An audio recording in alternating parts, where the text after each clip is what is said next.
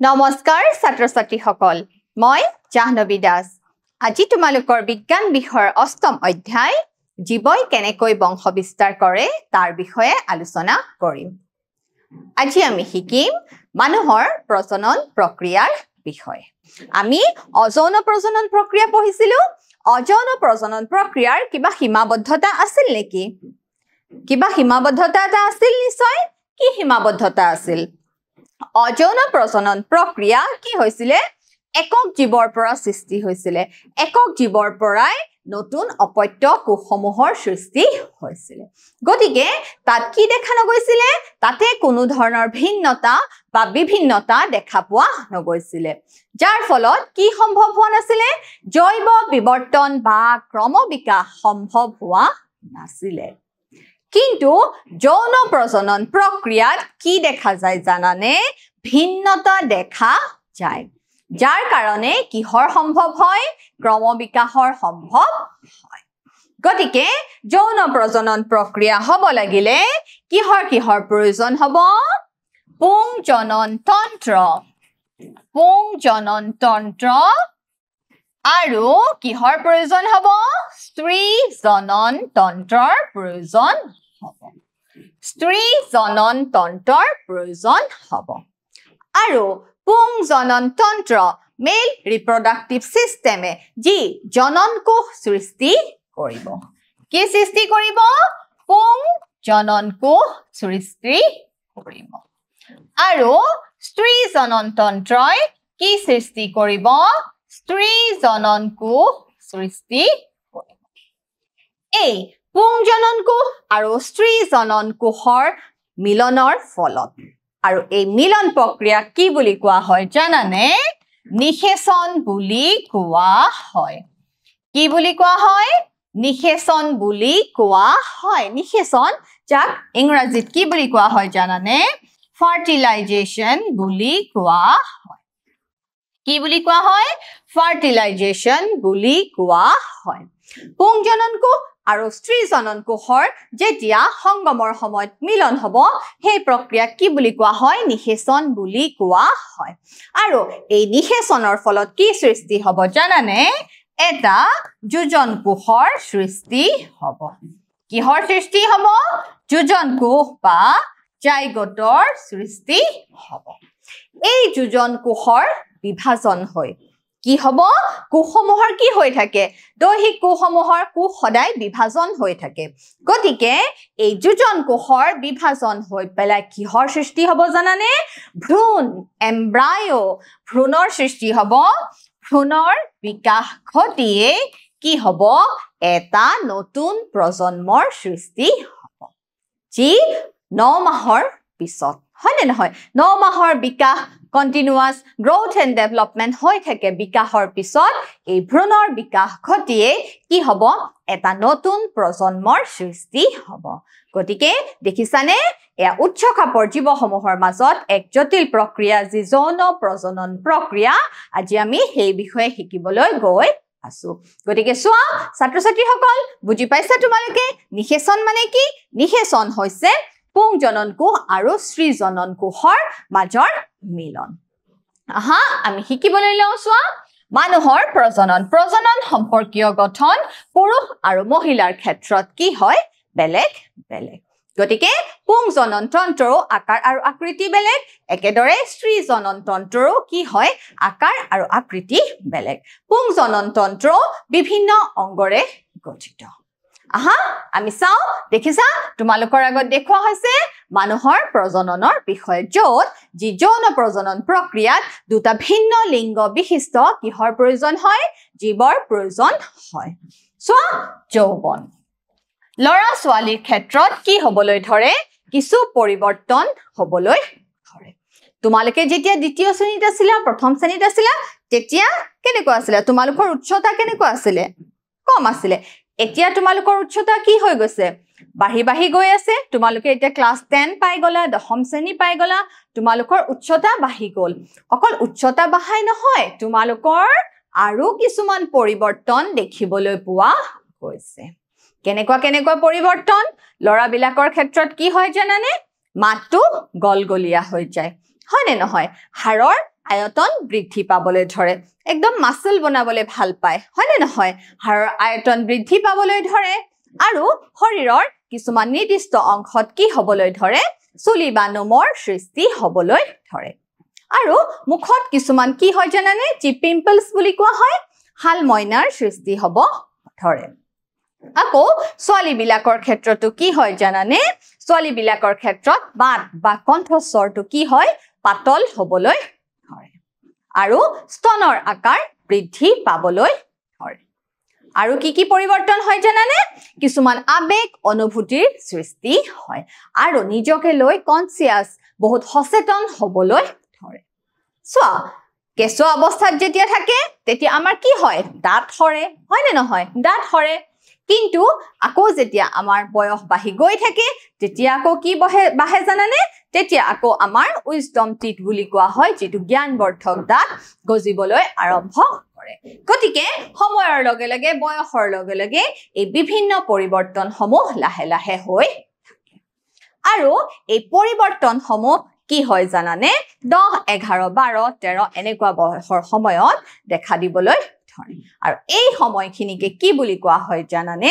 এই সময়খিনিকে পিউবাৰ্টি পোৱা বুলি কোৱা হয় বা যৌৱন কালত ভৰি দিয়া বুলি কোৱা হয় গতিকে সোৱা ছাত্ৰ ছাত্ৰীসকল এইখিনি সময়ত লৰা আৰু ছোৱালীৰ দুয়োৰে ক্ষেত্ৰতে কি হ'বলৈ ধৰে কিছুমান শাৰীৰিক পৰিৱৰ্তন আৰু লগতে কিছুমান মানসিক পৰিৱৰ্তনো হ'বলৈ ধৰে সোৱা পেশীৰ আকাৰ আৰু শক্তি কি হ'বলৈ ধৰে বৃদ্ধি পাবলৈ ধৰে দেখিছা আৰু সোৱা হাড়ৰ আয়তন বৃদ্ধি পায় হাড়ৰ আয়তন বৃদ্ধি পাবলৈ ধৰে আৰু এই আচৰণৰ পৰিৱৰ্তনে মগজুৰ কি কৰে জানানে বিকাশ ঘটায় যি ব্ৰেইন ডেভেলপমেন্ট হৈ থাকে এই যে পৰিৱৰ্তন সমূহ হৈ থাকে শাৰীৰিক মানসিক দৈহিক পৰিৱৰ্তন সমূহ হৈ থাকে তাৰ ফলত কি হয় মগজুৰ বিকাশ ঘটিবলৈ ধৰে সোৱা এটা বাটত উঠি কি গজে জ্ঞান দাঁত গজে যেটো আমি উইজডম টিথ বুলি কওঁ এটা বাটত উঠি জ্ঞান দাঁত গজিবলৈ আৰম্ভ কৰে কাৰণ আমাৰ গাখীৰ খোৱা দাঁতসমূহ কি হয় 6 7 8 বছৰৰ ভিতৰত কি হৈ যায় সৰি যায় গতিকে এই পৰিৱৰ্তন সমূহ আমাৰ লাহে লাহে স্টেপ বাই স্টেপ হৈ থাকে সো আৰু টোপনিৰ ধৰণৰ কি হ'বলৈ ধৰে পৰিৱৰ্তন হ'বলৈ ধৰে সাধাৰণতে শিশু অৱস্থাত কি হয় লৰা ছোৱালী বিলাকে অলপ বেছি টোপনি যায় হয় নে নহয় বহুত সময় শুৱে কিন্তু অলপ বয়স বহাৰ লগে লগে টোপনিৰ ক্ষেত্ৰত কি হ'বলৈ ধৰে পৰিৱৰ্তন আহিবলৈ ধৰে আৰু খামৰ ফলত শৰীৰৰ দুৰ্গন্ধ ওলাবলৈ ধৰে এই সময়খিনিত এই বয়সৰ সময়খিনিত এই কৈশোৰ কাল পাৰ হোৱাৰ সময়খিনিত কি হয় জানানে ছালখন তেলেতীয়া হ'বলৈ ধৰে কিছুমান তৈলগ্ৰন্থি ঘৰ্মগ্ৰন্থি এইবোৰ সৃষ্টি হ'বলৈ ধৰে ছালখন তেলেতীয়া হ'বলৈ ধৰে যাৰ ফলত শৰীৰৰ পৰা কি ওলাব পাৰে দুৰ্গন্ধ ওলাব পাৰে গতিকে এইখিনি সময়ত আমি কি হ'ব লাগিব জানানে আমি বিজ্ঞানসন্মতভাৱে নিজকে চাফ চিকুণকৈ ৰাখিব পাৰিব লাগিব সো আগতকৈ তেলিয়া ছাল আৰু চুলি বৃদ্ধি পাবলৈ ধৰে ওজন বৃদ্ধি পাবলৈ ধৰে ওয়েট বিলাক বাঢ়ি যায় ওয়েট গেইন হয় ওজন বৃদ্ধি পাবলৈ ধৰে আৰু সামাজিক দক্ষতা আৰু জ্ঞানমূলক ক্ষমতাৰ কি হ'বলৈ ধৰে উন্নতি হ'বলৈ যি সোশ্যাল স্কিল থাকে সোশ্যাল ডেভেলপমেন্ট থাকে সামাজিক দক্ষতা থাকে সেইবিলাক লৰা ছোৱালীৰ ক্ষেত্ৰত কি হ'বলৈ ধৰে বৃদ্ধি পাবলৈ ধৰে গতিকে আমাৰ বিভিন্ন পৰিৱৰ্তন সমূহ লৰা আৰু ছোৱালীৰ ক্ষেত্ৰত দেখা যায় দেখিছানে তোমালোকৰ আগত চিত্ৰ সহকাৰে দেখুৱা হৈছে লৰা বিলাকৰ ক্ষেত্ৰত কেনেকুৱা পৰিৱৰ্তন হ'ব ধৰে দেখিছা হাল মইনা ওলাব পাৰে হয় নে নহয় সো মুখৰ চুলি ওলাব পাৰে মাত কি হ'বলৈ ধৰে গলগলিয়া হ'বলৈ ধৰে মাত ভলিউম যেটো তাহাতৰ ভলিউম বিলাক হৰণি হ'বলৈ ধৰে গলগলিয়া হ'বলৈ ধৰে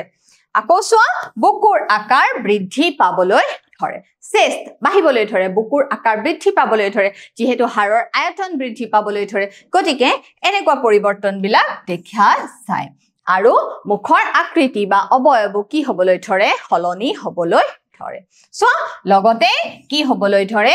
জননাংগ বৃদ্ধি পাবলৈ ধৰে জননাংগ যদি বৃদ্ধি নাপায় তেনেহলে প্ৰজনন প্ৰক্ৰিয়াৰ ক্ষেত্ৰত কেনেদৰে আগবাঢ়িব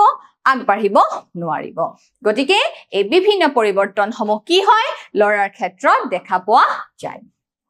আৰু ছোৱালীৰ ক্ষেত্ৰত কেনেকুৱা ধৰণৰ পৰিৱৰ্তন হ'বলৈ ধৰে লৰাৰ ক্ষেত্ৰত যেনেকে হালমইনা ওলাব পাৰে ছোৱালীৰ ক্ষেত্ৰতো কি হ'ব পাৰে হালমইনা ওলাব পাৰে আৰু স্তনৰ আকাৰ কি হ'বলৈ ধৰে বৃদ্ধি হ'বলৈ ধৰে স্তনৰ আকাৰ বৃদ্ধি হলেহে কেঁচুৱাটাই কি কৰিব পাৰিব দুগ্ধ পান কৰিব পাৰিব সেই ছোৱালীজনী যেতিয়া নিৰ্দিষ্ট বয়সত গৈ নিৰ্দিষ্ট সময়ৰ মূৰত যেতিয়া এগৰাকী মাতৃ হ'ব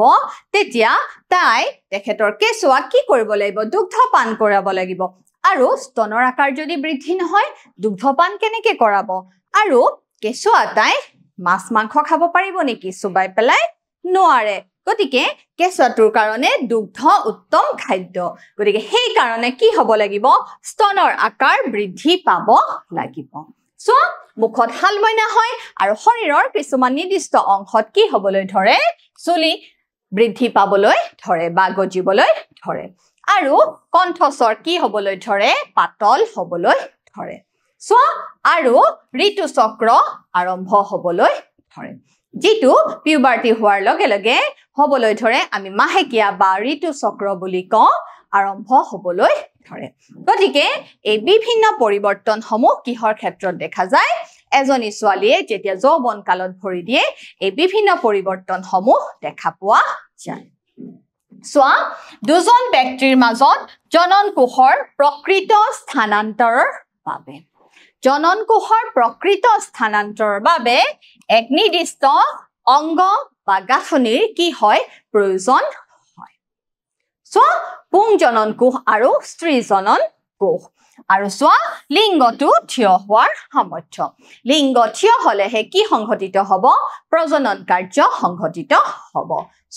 স্ত্ৰী জননাংগ আৰু স্তনৰ কি হ'ব লাগিব পৰিপক্ক হ'ব লাগিব বা পুৰত হ'ব লাগিব আৰু এইখিনিতে তোমালোকক আগৰ ক্লাছত কৈছিলো পুং জনন কোষৰ আকাৰ কি আছিল সৰু আছিল আৰু সৰু কাৰণে হি কি কৰিব পাৰিছিল গতি কৰিব পাৰিছিল আৰু স্ত্ৰী জনন কোষৰ আকাৰ কি আছিল সাধাৰণতে ডাঙৰ আছিল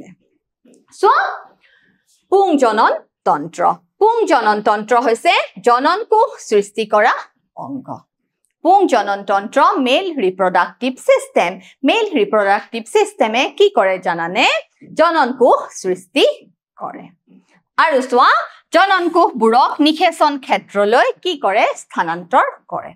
যদি স্পাৰ্ম নাযায় পুং জনন কোষ নাযায় তেনেহলে নিষেচন কেনেকৈ হ'ব ফাৰ্টিলাইজেশ্যন কেনেকৈ হ'ব গতিকে পুং জনন কোষসমূহ যেহেতু কি হয় পুং জনন কোষসমূহ যেহেতু পুং জনন কোষসমূহ গতিশীল হয় পুং জনন কোষসমূহ কি হয় গতিশীল হয় আৰু আকাৰত কি হয় সৰু হয় আৰু ইহত কি হয় চলনক্ষম হয় গতিকে পুং জনন তন্ত্ৰই কি সৃষ্টি কৰে পুং জনন কোষ সৃষ্টি কৰে অকল পুং জনন কোষ সৃষ্টি কৰিলেতো নহব তাক আকৌ কি কৰিব লাগিব নিষেচন ক্ষেত্ৰলৈ স্থানান্তৰ কৰিব লাগিব গতিকে এই কামসমূহ কোনে কৰে পুং জনন তন্ত্ৰই কৰে কৰিব পৰা অংগসমূহক লৈ পুং জনন তন্ত্ৰটো গঠিত হৈছে জনন কোষ সৃষ্টি কৰা অংগ আৰু জনন কোষক নিষেচন ক্ষেত্ৰলৈ স্থানান্তৰ কৰিব পৰা কাম কোনে কৰে পুং জনন তন্ত্ৰই কৰে আৰু এই কামসমূহ কৰিব পৰাকৈ পুং জনন তন্ত্ৰটো গঠন হৈছে পুং জনন তন্ত্ৰ বিভিন্ন অংগৰ সমষ্টি আমি চাওঁ আহা কেনেদৰে পুং জনন তন্ত্ৰসমূহ তোমালোকৰ আগত চিত্ৰ দাঙি ধৰা হৈছে পুং জনন তন্ত্ৰ বিভিন্ন অংগৰ সমষ্টি মানুহৰ পুং জনন তন্ত্ৰ যি পুৰুষৰ ক্ষেত্ৰত দেখা যায় কিহেৰে গঠিত জানানে এজোৰ শুক্ৰাশয়েৰে গঠিত পুং জনন তন্ত্ৰ এজোৰ শুক্ৰাশয়েৰে গঠিত পুং জনন তন্ত্ৰ এজোৰ শুক্ৰাশয়েৰে গঠিত পুং জনন তন্ত্ৰ এজোৰ শুক্ৰাশয়েৰে গঠিত আৰু কি থাকে জানানে শুক্ৰবাহী নলী থাকে আৰু কি থাকে শুক্ৰবাহী নলী থাকে আৰু কি থাকে মূত্ৰ নলী থাকে আৰু কি থাকে লিংগ থাকে আৰু কি থাকে জানানে প্ৰস্টেট গ্ৰন্থি থাকে আৰু দুটা গ্ৰন্থি থাকে প্ৰস্টেট গ্ৰন্থিৰ লগত আমি সেমিনেল ভেসিকল গ্ৰন্থি আৰু কাউপাৰ গ্ৰন্থি বুলি কওঁ গতিকে চাও আহা মানুহৰ পুংজনন তন্ত্ৰনো কেনেদৰে গঠিত হৈছে তোমালোকৰ আগত পুংজনন তন্ত্ৰৰ চিত্ৰ দেখুৱা হৈছে সো পুংজনন তন্ত্ৰৰ ইয়াতে যে তোমালোকে দেখিছা পুংজনন তন্ত্ৰৰ সোৱা এয়া হৈছে এজোৰ শুক্ৰা হয় কি দেখা পাইছা ইয়াত এয়া হৈছে এজোৰ শুক্ৰা হয় এজোৰ শুক্ৰা হয় আৰু এই শুক্ৰা হয় কি কৰে জানানে এই শুক্ৰাক হয় পুংজনন কোষ যাক কি বুলি কোৱা হয় জানানে শুক্ৰাণু বুলি কোৱা হয় কি বুলি কোৱা হয় শুক্ৰাণু বুলি কোৱা হয় আৰু ইংৰাজীত কি বুলি কোৱা হয় স্পাৰ্ম বুলি কোৱা হয় মই কওঁতে কেতিয়াবা স্পাৰ্ম বুলিও ক'ব পাৰো সো শুক্ৰা হয় জুৰে কি সৃষ্টি কৰে শুক্ৰাণু বা স্পাৰ্ম সৃষ্টি কৰে আৰু এই শুক্ৰাণু সৃষ্টি হয় এই শুক্ৰাণুসমূহ ক'ত সঞ্চিত হৈ জানানে মানে ক'ত ষ্টৰ হৈ থাকে জানানে এই যে তোমালোকে এইখিনিত অলপ টুপি আকৃতিৰ দেখা পাইছে নে নাই এইখিনি কোৱা হয় এপিডাৰ্মিছ বা শুক্ৰথলি কি বুলি কোৱা হয় এপিডাৰ্মিছ বা শুক্ৰথলি শুক্ৰা হয় শুক্ৰাণু কি কৰিলে উৎপন্ন কৰি দিলে তাৰ পিছত সেই উৎপন্ন হোৱা শুক্ৰাণুসমূহ ক'ত সঞ্চিত হৈ থাকে এপিডাৰ্মিছত সঞ্চিত হৈ থাকে আৰু তোমালোকে মনত পেলোৱাচোন এটা হৰমনৰ নাম আছিলে কি হৰমন আছিল বাৰু হৰমনটোৰ নাম কি আছিলে যাক শুক্ৰাশয় উৎপন্ন কৰিছিল হৰমনটোৰ নাম মনত আছেনে শুক্ৰাশয় উৎপন্ন কৰা হৰমনটোৰ নাম কি আছিল জানানে টেষ্টস্টেৰন হৰমন কি হৰমন টেষ্টস্টেৰন হৰমন আৰু এই টেষ্টস্টেৰন হৰমনৰ কাৰণে লৰাৰ যি হলনি বা পৰিৱৰ্তন সমূহ আৰম্ভ হয় কেনেকুৱা মাত গলগলিয়া হ'ব ধৰে আৰু কি হয় জননাংগৰ বৃদ্ধি পাবলৈ ধৰে গতিকে তাৰ বাবে কোন দায়ী টেষ্টস্টেৰন হৰমন নিঃসৰণৰ ফলতে কোনে নিঃসৰণ কৰে শুক্ৰাশয় গ্ৰন্থিয়ে শুক্ৰাশয়ে শুক্ৰাণুৰ লগতে টেষ্টস্টেৰন হৰমন নিঃসৰণ কৰে তোমালোকে এইটো মনত ৰাখিবা তাৰ পিছত চোৱা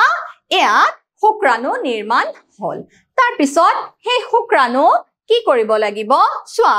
ওপৰলৈ লৈ যাব লাগিব বা স্থানান্তৰ কৰিব লাগিব কিহৰ কাৰণে স্থানান্তৰ কৰিব লাগিব নিষেচনৰ কাৰণে স্থানান্তৰ কৰিব লাগিব তেতিয়া সেই কাম কোনে কৰিব জানানে দেখি জানে এই নলীডাল হৈছে শুক্ৰবাহী নলী এই নলীডালৰ নাম কি জানানে শুক্ৰবাহী নলী এই শুক্ৰবাহী নলীয়ে কি কৰিব জানানে শুক্ৰাণুসমূহ লৈ যাব নিষেচন ক্ষেত্ৰলৈ লৈ যাব আৰু এইটো দেখিছানে এইটো হৈছে ইউৰিনাৰী ব্লাডাৰ মানে মূত্ৰা হয় চোৱা আৰু এই যে দেখিছা ইউৰেথ্ৰা এয়া হৈছে মূত্ৰ বাহিনী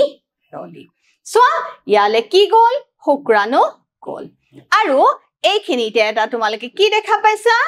এটা গ্ৰন্থি দেখা পাইছা এই গ্ৰন্থিটোৱে কি জানানে তোমালোকৰ প্ৰস্টেট গ্ৰন্থি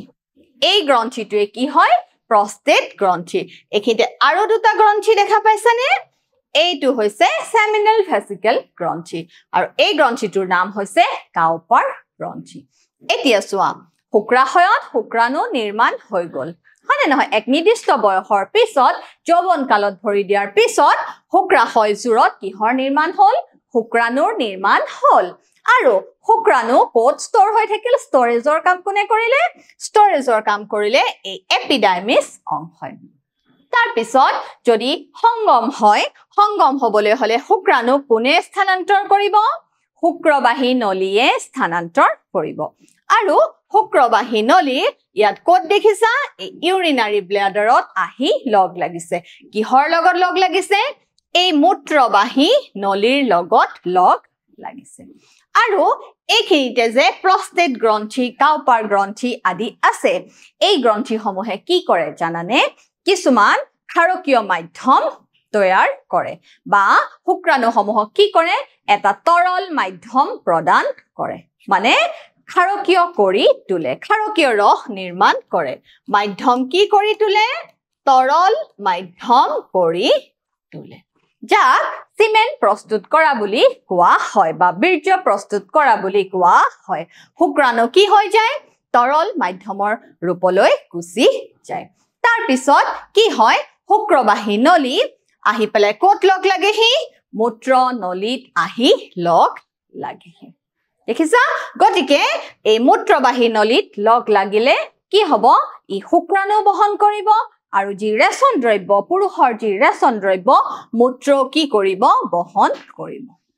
কিছা আৰু ইয়াতে তোমালোকক কি দেখুৱা হৈছে লিংগ দেখুৱা হৈছে গতিকে মূত্ৰবাহী নলীয়ে কি কৰিব শুক্ৰ বহন কৰিব আৰু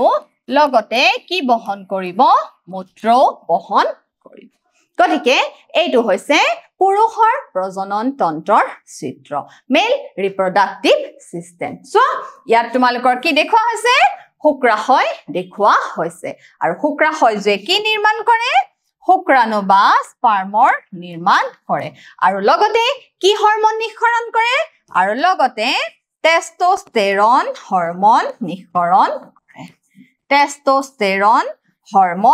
হৰমন মানে কি আছিল হৰমন হৈছে ৰাসায়নিক পদাৰ্থ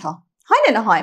আৰু এই ৰাসায়নিক পদাৰ্থসমূহে শৰীৰৰ বিপাকীয় কাৰ্যসমূহ সুচাৰুৰূপে হোৱাত কি কৰে সহায় কৰে সো পুৰুষৰ ক্ষেত্ৰত লৰাৰ ক্ষেত্ৰত যি পৰিৱৰ্তন দেখা যায় মাত গলগলীয়া হয় নে নহয় মুখ দাড়ি গজে হয় নে নহয় শৰীৰৰ নিৰ্দিষ্ট অংশত কি হয় চুলি বা নোমৰ সৃষ্টি হয় এই সকলোবিলাক কি হৰমনৰ কাৰণে হয় জানানে টেস্টোস্টেৰন হৰমনৰ কাৰণে হয় যাক কিহে নিৰ্মাণ কৰে শুক্ৰাশয় গ্ৰন্থিয়ে নিৰ্মাণ কৰে আৰু লগতে কি সৃষ্টি কৰে পুংজনন কোষ শুক্ৰাণু বা স্পাৰ্মৰো সৃষ্টি কৰে সো শুক্ৰাশয় যত কি থাকে এয়া অংশ এপিডাৰ্মিছ অংশ থাকে যিয়ে শুক্ৰাণু ষ্টৰেজৰ কাম কৰে সো আৰু লগত কি থাকে শুক্ৰবাহী নলী থাকে তোমালোকক এই নীলা আকাৰে যে দেখুৱা হৈছে এডাল কি নলী শুক্ৰবাহী নলী যিয়ে শুক্ৰাণু কলে লৈ যায় নিষেচন ক্ষেত্ৰলৈ স্থানান্তৰ কৰাত সহায় কৰে আৰু অণ্ডকো দেখুৱা হৈছে গতিকে এয়া হৈছে শুক্ৰাশয়ৰ চিত্ৰ এতিয়া চোৱা শুক্ৰাশয় হৈছে প্ৰাথমিক প্ৰজনন অংগ প্ৰাথমিক প্ৰজনন অংগ হৈছে শুক্ৰাশয় পুৰুষৰ প্ৰাথমিক প্ৰজনন অংগ হৈছে শুক্ৰাশয় চোৱা কি গঠন কৰে পুংজনন কোষ বা শুক্ৰাণু গঠন কৰে পুংজনন কোষ বা শুক্ৰাণু গঠন কৰে মন কৰা শুক্ৰাশয়ৰ বিভিন্ন অংশসমূহ এতিয়া চোৱা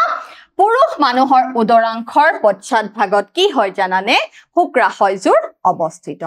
পুৰুষ মানুহৰ উদৰাংশৰ পশ্চাৎ ভাগত শুক্ৰাশয়জোৰ অৱস্থিত আৰু উদৰ অঞ্চলৰ পৰা নামি আহি অলপ তলত শুক্ৰাশয়জোৰে কি কৰে অৱস্থান কৰে এতিয়া তোমালোকে কেতিয়াবা ভাবি চাইছানে শুক্ৰাশয়জোৰনো কিয় উদৰাংশৰ অলপ তলত অৱস্থিত কাৰণটো কি জানানে কাৰণটো হৈছে শুক্ৰাণু নিৰ্মাণ হবৰ কাৰণে বা শুক্ৰাণু গঠন হবৰ কাৰণে মানুহৰ যি শৰীৰৰ স্বাভাৱিক উষ্ণতা আছে পুৰুষৰ যি শৰীৰৰ স্বাভাৱিক উষ্ণতা আছে তাতকৈ অলপ কম উষ্ণতাৰ প্ৰয়োজন তাতকৈ 2-3 ডিগ্ৰী মান কম উষ্ণতাৰ প্ৰয়োজন হেহে শুক্ৰাশয়জোৰ কি হয় উদৰাংশৰ তলত অলপ বাহিৰত অৱস্থিত হয় সো শুক্ৰাশয়জোৰ উদৰ অঞ্চলৰ পৰা নামি আহি শৰীৰৰ বাহিৰত থকা এটা শুক্ৰাশয় থলীত কি কৰে অৱস্থান কৰে কাৰণ শুক্ৰাণু উৎপাদনৰ বাবে শৰীৰৰ উষ্ণতাতকৈ কি উষ্ণতাৰ প্ৰয়োজন হ'ব অলপ কম উষ্ণতাৰ প্ৰয়োজন শুক্ৰাণু নিৰ্মাণৰ কাৰণে শৰীৰৰ উষ্ণতাতকৈ অলপ কম উষ্ণতাৰ প্ৰয়োজন তোমালোকে মনত ৰাখিবা শুক্ৰাণু উৎপাদনৰ বাবে শৰীৰৰ উষ্ণতাতকৈ কম উষ্ণতাৰ প্ৰয়োজন টেস্টোস্টেৰন হৰমন উৎপাদন আৰু নিঃসৰণ হয় শুক্ৰাশয়ে কি কৰে টেস্টোস্টেৰন হৰমন উৎপাদন কৰে আৰু নিঃসৰণ কৰে যিয়ে কিহত সহায় কৰে যিয়ে লৰাৰ যৌৱন কালত হোৱা পৰিৱৰ্তনসমূহ কি কৰে নিয়ন্ত্ৰণ কৰে সো এবাৰ হৈছে শুক্ৰবাহী নলী তোমালোকক এয়া যে দেখা পাইছা এয়া কি নলী শুক্ৰবাহী নলী যিয়ে কাক ওপৰলৈ লৈ যায় নিষেচন ক্ষেত্ৰলৈ স্থানান্তৰ কৰে শুক্ৰাণুক স্থানান্তৰ কৰে আৰু শুক্ৰাণু ক'ত গঠন হয় শুক্ৰাণু শুক্ৰাশয়ত গঠন হয় সো শুক্ৰাশয়ত উৎপন্ন হোৱা শুক্ৰাণু শুক্ৰবাহী নলীয়েদি কি কৰে কঢ়িয়াই লৈ যায় শুক্ৰবাহী নলীডাল মূত্ৰাশয়ৰ পৰা অহা মূত্ৰবাহী নলীৰ লগত লগ লাগিছে শুক্ৰবাহী নলীডাল ইউৰিনাৰী ব্লাডাৰ মূত্ৰাশয়ৰ পৰা আহা মূত্ৰবাহী নলীৰ লগত কি হৈছে লগ লাগিছে তাৰ পিছত চোৱা মূত্ৰ নলী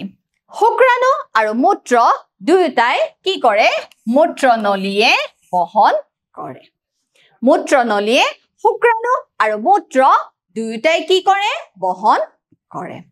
শুক্ৰাণু আৰু মূত্ৰ দুয়োটাই মূত্ৰ নলীয়ে বহন কৰে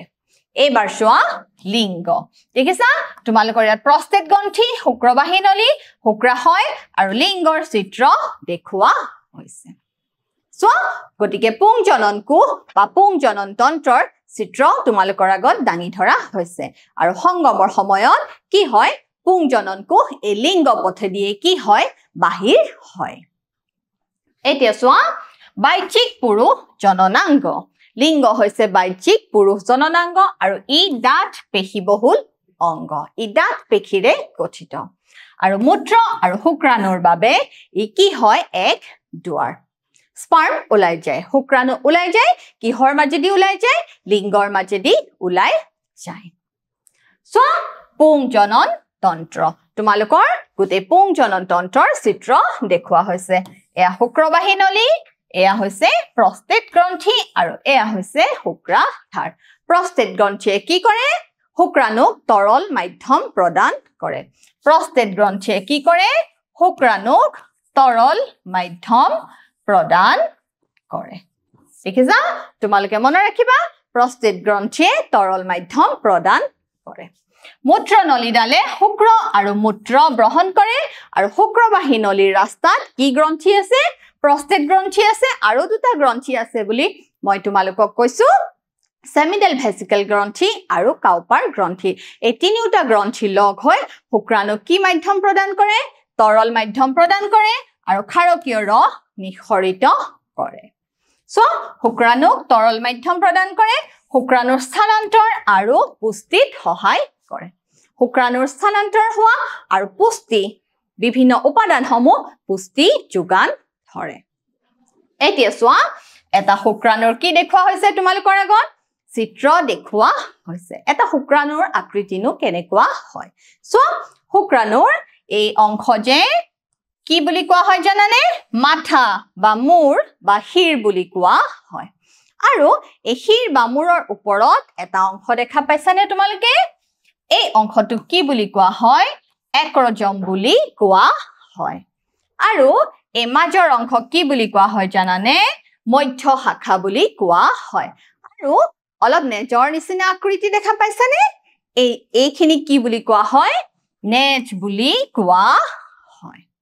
এতিয়া সংগমৰ সময়ত শুক্ৰাণু বা স্পাৰ্ম এটাই কেনেদৰে গতি কৰে জানানে ইয়াতে কি দেখা পাইছা শুক্ৰাণুৰ কি আছে নেজ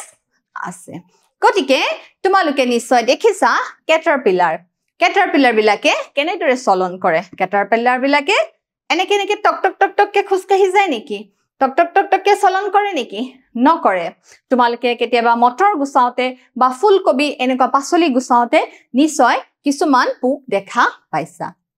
আৰু তাহাতৰ হে পোক বিলাকৰ তোমালোকে চলন বিলাক মন কৰিছানে চলন বিলাক কেনেকে কৰে এনেকে যায় আকৌ এনেকে যায় হয়নে নহয় এনেকে যায় হয়নে নহয় সো গতিকে শুক্ৰাণু এটাইও ঠিক সেইদৰে কি কৰে গতি কৰে কাৰণ শুক্ৰাণুসমূহ কি আছিল আকাৰত পুংজনন কোষ বা শুক্ৰাণুসমূহ আকাৰত কি আছিলে সৰু আছিলে আৰু ইহঁত কি আছিলে গতিশীল আছিলে গতিকে ইহঁতে কেনেদৰে গতি কৰিব জানানে এনেকে নেজ অংশ যাব নহয় আকৌ ওপৰ অংশ যাব এনেকে যাব আকৌ ওপৰ অংশ যাব এনেকে যাব আকৌ ওপৰ অংশ যাব দেখিছা গতিকে স্পাৰ্ম বা শুক্ৰাণু এটাৰ গতিপথ এনেকুৱা ধৰণৰ হয় গতিকে ছাত্ৰ ছাত্ৰীসকল শুক্ৰাণু এটাৰ গঠন কেনেকুৱা হয় তাৰ এটা শিৰ বা মূৰ থাকে তাৰ ওপৰ অংশক কি বুলি কোৱা হয় এক্ৰজম বুলি কোৱা হয় মাজৰ অংশক মধ্য শাখা বুলি কোৱা হয় আৰু এডাল কি থাকে নেজ থাকে এতিয়া চোৱা ই হৈছে এবিধ ক্ষুদ্ৰকোষ মুখ্যতঃ আনুবংশিক পদাৰ্থ থাকে মানে শুক্ৰাণুত কি থাকে বংশগতিৰ বাহক বংশগতি পদাৰ্থ থাকে আৰু আমি জানো আনুবংশিক পদাৰ্থ কি হয় আনুবংশিক পদাৰ্থ হয় DNA আনুবংশিক পদাৰ্থ কি DNA মানে কি আছিল DNA ৰ সম্পূৰ্ণ নাম কি আছিল DNA ৰ সম্পূৰ্ণ নাম আছিল ডিঅক্সিৰাইবোনিউক্লিক এসিড গতিকে শুক্ৰাণুৰ কি সোমাই থাকে DNA বংশগতি পদাৰ্থ আনুবংশিক পদাৰ্থ সোমাই থাকে সো আৰু দীঘল নেজ স্ত্ৰী জনন কোষৰ অভিমুখে ই কি কৰিব পাৰে গতি কৰিব পাৰে নেজ যাব আকৌ ওপৰ অংশ গতি কৰিব নেজডাল যাব আকৌ ওপৰ অংশ গতি কৰিব গতিকে এই দীঘল নেজে কি কৰিব পাৰে স্ত্ৰী জনন অংশৰ অভিমুখে সংগমৰ সময়ত কি কৰিব পাৰে বা ইন্টাৰকোৰ্সৰ সময়ত গতি কৰিব পাৰে এবাৰ চাও আমি স্ত্ৰী জনন তন্ত্ৰৰ বিষয় স্ত্ৰী জনন তন্ত্ৰৰ বিষয় সো স্ত্ৰী জনন তন্ত্ৰত তোমালোকে এই অংশ দেখা পাইছানে এই অংশ বগা ৰঙৰ দি দেখুৱা হৈছে সো এই অংশ কি বুলি কোৱা হয় জানানে অভাৰী বা ডিম্বাশয় বুলি কোৱা হয় কি বুলি কোৱা হয় অভাৰী বা ডিম্বাশয় বুলি কোৱা হয় পুৰুষৰ ক্ষেত্ৰত পুংজনন কোষ কোনে সৃষ্টি কৰিছিল শুক্ৰাশয়ে সৃষ্টি কৰিছিল আৰু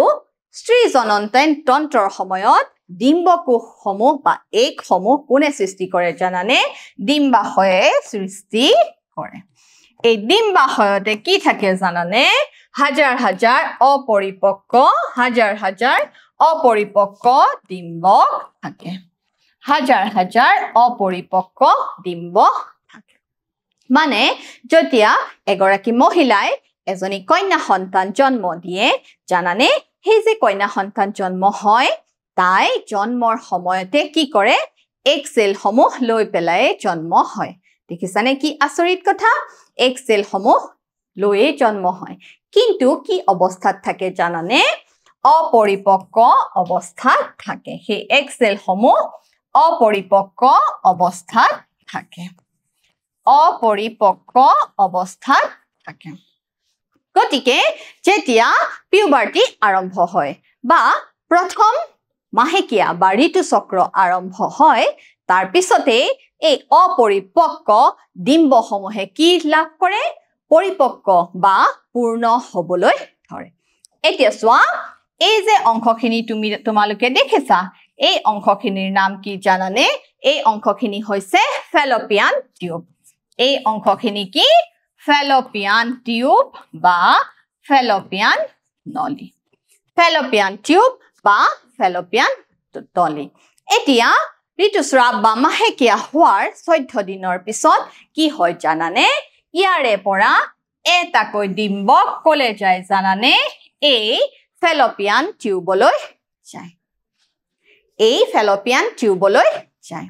আৰু এইখিনি সময়তে যদি এটা স্পাৰ্ম পাই যায় কি পাই যায় ইন্টাৰকোৰ্সৰ সময়ত এই যি ফেলোপিয়ান টিউবলে এটা ডিম্বক গৈছে এটা এক এটা কণী গৈছে হি যদি ইন্টাৰকোৰ্সৰ সময়ত এটা স্পাৰ্ম পাই যায় তেনেহলে তাতে কি সৃষ্টি হ'ব জানানে নিষেচন প্ৰক্ৰিয়া সৃষ্টি হ'ব মানে ফাৰ্টিলাইজ হৈ যাব নিষেচন হ'ব ফাৰ্টিলাইজ হৈ যোৱাৰ পিছত তাতে কি সৃষ্টি হ'ব যোজন কোষৰ সৃষ্টি হ'ব আৰু যোজন কোষ সৃষ্টি হৈ যোৱাৰ পিছত কি হ'ব জানানে স্ত্ৰী প্ৰজনন তন্ত্ৰই নিজকে কি কৰিব জানানে প্ৰস্তুত কৰি তুলিব এটা ভ্ৰূণৰ বিকাশ হ'বৰ কাৰণে আৰু এই যে নিজকে প্ৰস্তুত কৰি তুলে এই অংশখিনিৰ নাম কি জানানে জৰায়ু বা গৰ্ভাশয় জৰায়ু বা গৰ্ভাশয় এই অংশখিনিৰ নাম কি জৰায়ু বা গৰ্ভাশয় তোমালোকে মনত ৰাখিবা এই অংশখিনি হৈছে জৰায়ু বা গৰ্ভাশয় জৰায়ু বা গৰ্ভাশয়ৰ আকৌ এটা অংশ আছে কি জানানে গুৰিবা আৰু তাৰ তলৰ অংশৰ নাম কি জানানে যোনি গতিকে আৰু এফালেও তোমালোকক কি দেখাইছে ফেলোপিয়ান টিউব বা ফেলোপিয়ান নলী দেখাইছে সো গতিকে ছাত্ৰ ছাত্ৰীসকল এয়া হৈছে স্ত্ৰী প্ৰজনন তন্ত্ৰ স্ত্ৰী প্ৰজনন তন্ত্ৰত কোনে ডিম্ব সৃষ্টি কৰে ডিম্বাশয়ে সৃষ্টি কৰে আৰু কি থাকে ফেলোপিয়ান টিউব বা নলী থাকে আৰু নিষেচনৰ পিছত কি হয় জৰায়ু বা গৰ্ভাশয়ে কি কৰে এটা সন্তান জন্ম দিবৰ কাৰণে নিজকে প্ৰস্তুত কৰি তোলে আৰু এখিনতে এটা কথা যদি নিষেচন নহয় তেতিয়া কি হ'ব এখিনিটো মই যিখিনি কলো নিষেচন হোৱাৰ পিছত যদি নিষেচন নহয় তেতিয়া কি হয় জানানে যদি নিষেচন নহয় এই যে জৰায়ু বা গৰ্ভাশয় দেখিছা তাতে এখন অন্তঃ আচ্ছাদক কলা থাকে আৰু সেই কলাখন কি হৈ যায় জানানে ভাঙি যায় ভাঙি পেলাই কি হৈ যায় জানানে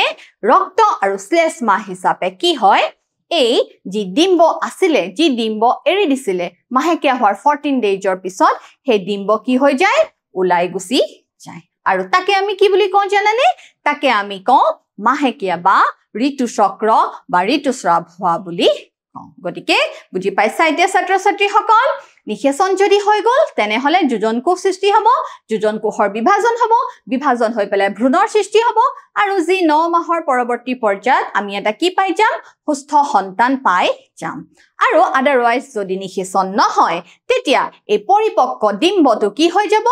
পৰিপক্ক ডিম্বটো কি হৈ যাব জৰায়ু বা গৰ্ভাশয়ৰ দ্বাৰা কি হৈ যাব মুকলি হৈ যাব সো স্ত্ৰী জনন তন্ত্ৰ ডিম্বাশয়ৰে গঠিত স্ত্ৰী জনন তন্ত্ৰ ডিম্বাশয় আৰু ডিম্ববাহী নলী তাক ফেলোপিয়ান টিউব বা ফেলোপিয়ান নলী বুলিও কোৱা হয় আৰু জৰায়ু বা গৰ্ভাশয় থাকে আৰু কি থাকে যোনি অংশ থাকে তোমালোকে মনত ৰাখিবা স্ত্ৰী জনন তন্ত্ৰৰ বিভিন্ন ভাগসমূহ সো ডিম্বাশয় ইয়াত তোমালোকৰ চিত্ৰ দেখুৱা হৈছে ডিম্বাশয়ত প্ৰথম অৱস্থাতে কি থাকে হাজাৰ হাজাৰ অপৰিপক্ক ডিম্ব থাকে আৰু কি হয় পিউবাৰ্টি পোৱাৰ পিছত সেই ডিম্বসমূহ কি হ'বলৈ ধৰে পৰিপক্ক হ'বলৈ ধৰে সো প্ৰাথমিক স্ত্ৰী প্ৰজনন অংগ ডিম্বাশয় হৈছে প্ৰাথমিক স্ত্ৰী প্ৰজনন অংগ বৃক্কৰ ওচৰ পেটৰ গহ্বৰত অৱস্থিত এজোৰ ডিম্বাশয় আৰু ডিম্বাশয়তে কি গঠন হয় স্ত্ৰী জনন কোষ গঠন হয় আৰু ছোৱালী এজনীৰ জন্মৰ সময়ত ডিম্বাশয়ত হাজাৰ হাজাৰ অপৰিপক্ক কি থাকে ডিম্ব কোষ থাকে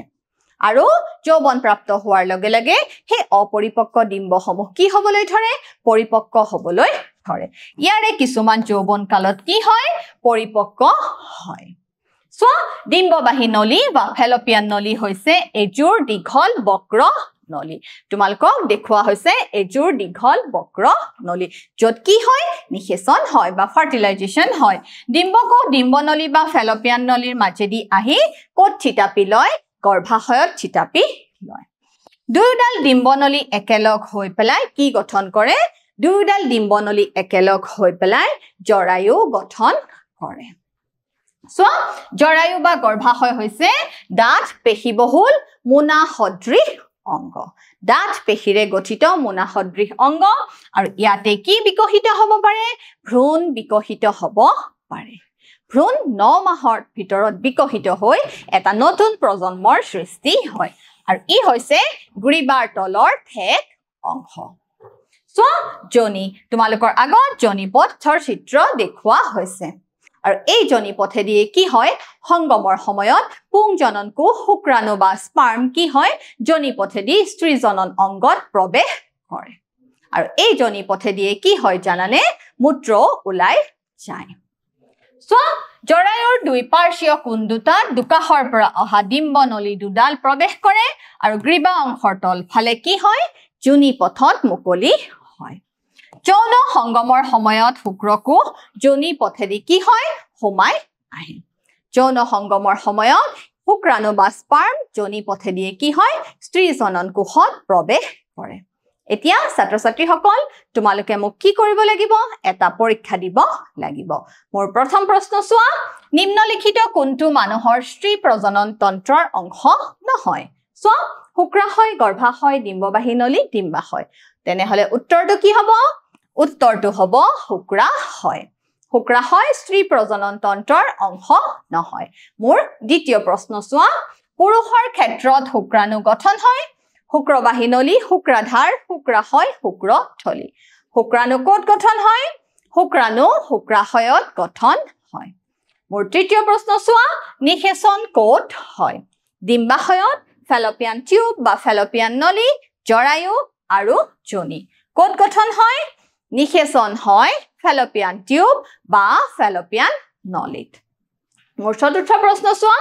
শুক্ৰাণু উৎপাদনৰ বাবে প্ৰয়োজনীয় তাপমাত্ৰা শৰীৰৰ উষ্ণতাতকৈ অধিক ই শুদ্ধ নে অশুদ্ধ ই হৈছে অশুদ্ধ কাৰণ শুক্ৰাণু উৎপাদনৰ বাবে শৰীৰৰ উষ্ণতাতকৈ কম উষ্ণতাৰ প্ৰয়োজন হয় মোৰ পঞ্চম প্ৰশ্ন চোৱা টেষ্টষ্টেৰনে ল'ৰাৰ যৌৱনৰ লক্ষণবোৰ নিয়ন্ত্ৰণ কৰে টেষ্টষ্টেৰনে ল'ৰাৰ যৌৱনৰ কালৰ যিবোৰ নিৰ্দিষ্ট চৰিত্ৰসমূহ কি কৰে নিয়ন্ত্ৰণ কৰে আৰু ই হৈছে শুদ্ধ গতিকে ছাত্ৰ-ছাত্ৰীসকল আজি আমি শিকিলো মানুহৰ প্ৰজনন তন্ত্ৰৰ বিষয়ে পুং প্ৰজনন তন্ত্ৰ আৰু স্ত্ৰী প্ৰজনন তন্ত্ৰৰ বিষয়ে গতিকে আশা কৰো তোমালোকে বুজিবলৈ সক্ষম হৈছা ঘৰত ৰেগুলাৰ প্ৰেক্টিছ কৰিবা ভালদৰে পঢ়িবা আজিলৈ আহো ধন্যবাদ